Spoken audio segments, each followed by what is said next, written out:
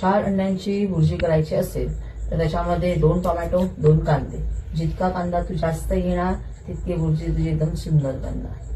ठीक आहे. चलो टोमॅटो काप करा. हात थोडा त्या साईडला. हात चांगला बसलाय तुझा.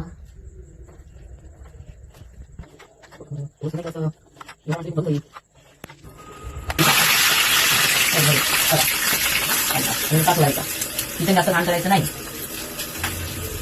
इराज होते